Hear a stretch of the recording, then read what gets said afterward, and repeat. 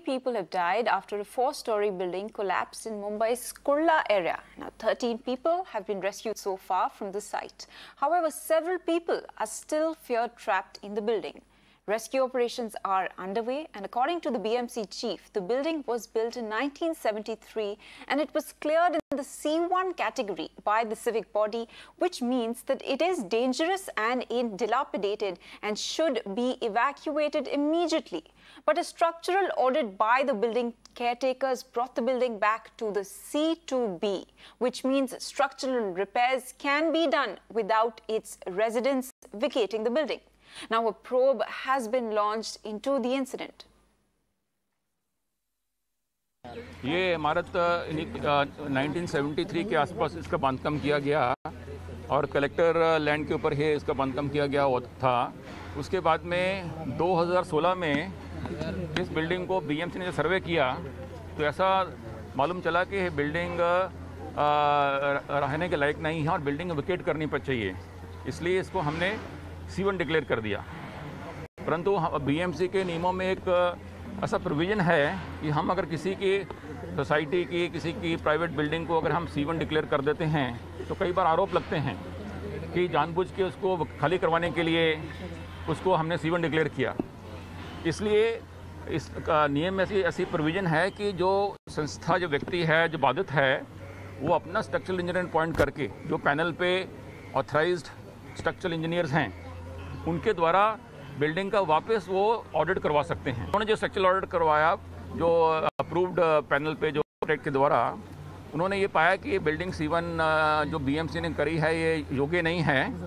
ये बिल्डिंग को C2 category में लाना चाहिए, C2B कैटेगरी में। C2B का मतलब है कि बिल्डिंग रिपेयर हो सकती है। उसके बाद में जब हर वर्ष वार्षिक हम मुंबई के C1 बिल्डिंग्स को नोटिस निकालते हैं कि ये C1 बिल्डिंग्स जो हैं कभी भी गिर सकती हैं और हमारा जो SOP है स्टैंडर्ड ऑपरेटिंग प्रोसीजर उनका हम इलेक्ट्रिसिटी वाटर कनेक्शन काट देते हैं, उसमें से बिल्डिंग छूट गई क्योंकि उस कैटेगरी में नहीं थी। जिस आर्किटेक्ट कंपनी ने या किस आर्किटेक्ट ने इसका स्ट्रक्चरल ऑडिट किया था और ऑडिट करके ये रिपोर्ट दी थी कि ये बिल्डिंग C1 की कैटेगरी में आपने गलत डाली है, अभी उसको तलब किया जाएगा और उनके ऊपर कार्रवाई की जाएगी। And just when the BMC Commissioner Iqbal Chahal was at the location taking stock of the situation and briefing the media, this is what happened. Take a look. This building was constructed on collector's land in the year 1973 and in the year ये building tilt हो गई है, थोड़ा आगे चलेंगे अपने ऊपर ना गिर जाए। आइए। And even as his constituents suffer in Kurla and Mumbai, the local MLA here is camping in Guwahati in a 5-star hotel. Now, local Shiv Sena MLA from Kurla, Mangesh, is a part of the Eknath Shinde-led rebel faction. Now, in a conversation with Mirror Now's Abni Raja, Khodalkar assured that he is returning to Mumbai soon. Listen in. I want to actually go across to Mangesh Khodalkar, Shiv Sena MLA, who's joining us here on the broadcast. In fact, Khodalkar जी हमसे बात करने के लिए धन्यवाद। सबसे पहले आप हमें बता सकते हैं ये इतनी बड़ी दुर्घटना इधर हुई है और आप उधर गुवाहाटी में हैं। हाँ, बोलिए ना। हाँ जी, तो आप क्या कहना चाहेंगे? आपको इधर होना चाहिए, आपकी कंस्टिट्यूएंसी है, आपके कंस्टिट्यूएंट्स है, आप क्या बोलना चाहेंगे? वहाँ पे मेरे सब कार्यकर्ता और उधर के स्थानिक नागरिक उन्होंने बचाव कार्य शुरू की है। मैंने फोन के ऊपर से हमारे असिस्टेंट कमिश्नर एलवाड़ महादेव शिंदे जी, बाद में हमारे पुलिस सीनियर बाबुल साहब और अग्निशमन फायर ब्रिगेड के सभी अधिकारी वहाँ पे मदद कार्य उनका शुरू है और अभी तक 4 व्यक्ति मृत्यु हो गई है, डेथ हो गई उनकी और कम से कम 9 से 10 जन वो अभी तक बिल्डिंग पे जो है उसके नीचे अभी तक दड़े हुए हैं, उनको बचाने का कार्य शुरू है और मृत सभी कुटुंब को हमारी ओर से एकनाथ शिंदे साहब के सूचना के अनुसार 1 लाख रुपए और मृत व्यक्ति को 5 लाख रुपए। मंगेश जी, आप ये जो पेमेंट की बात कर रहे हैं 1 लाख 5 लाख, उससे क्या होगा? किसी की जान गई है, जाने की संभावना है और आप ऐसा नहीं लगता कि आपको इस वक्त उधर होना चाहिए उनके साथ?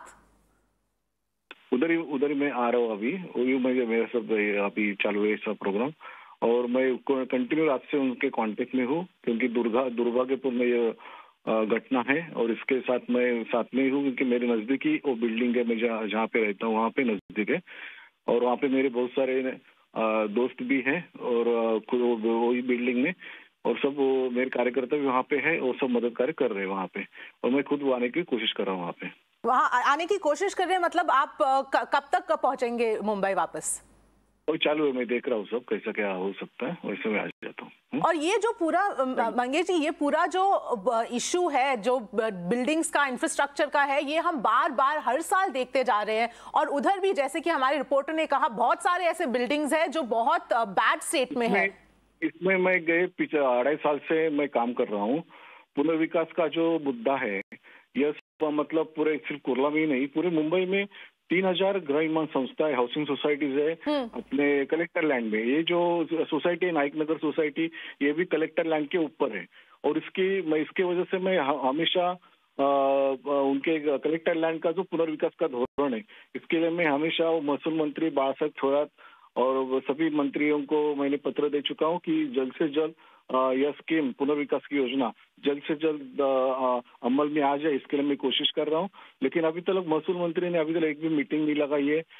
इसके लिए मैं उनके लिए नाराज हूँ। राष्ट्रवादी और कांग्रेस के लोग हमें सहकार्य नहीं कर रहे, क्योंकि 8 मार्च को जो जीआर था, जो सोसाइटी को कन्विंस करने के लिए जो स्टे था, उठाने का काम 8 मार्च को उसकी मुदत खत्म हो गई है।